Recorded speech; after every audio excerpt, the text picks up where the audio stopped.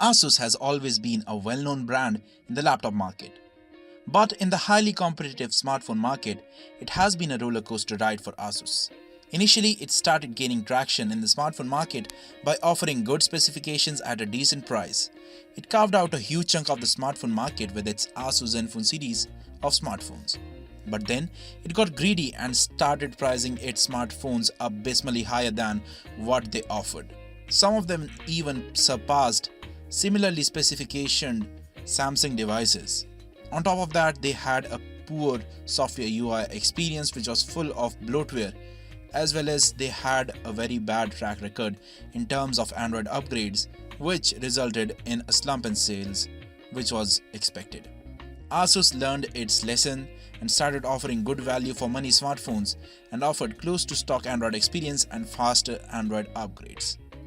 This made the Asus ZenFone 5Z a huge hit, especially in an emerging market like India, where people are always looking for best value for their money.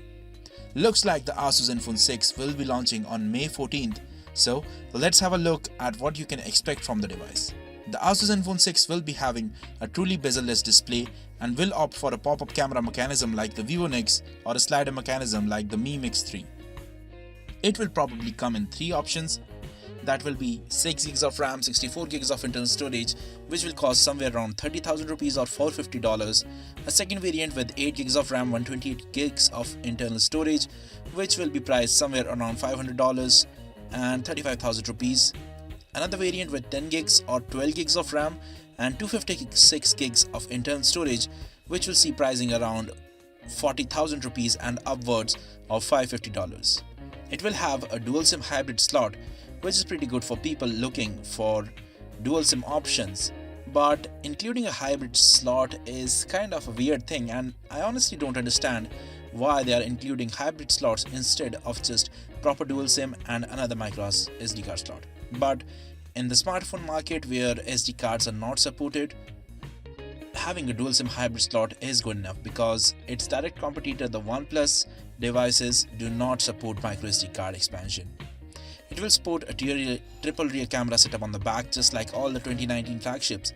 It will run on Qualcomm Snapdragon 855 system on chip, and it will support standard connectivity options like NFC as well as fast charging. Availability of wireless charging is doubtful.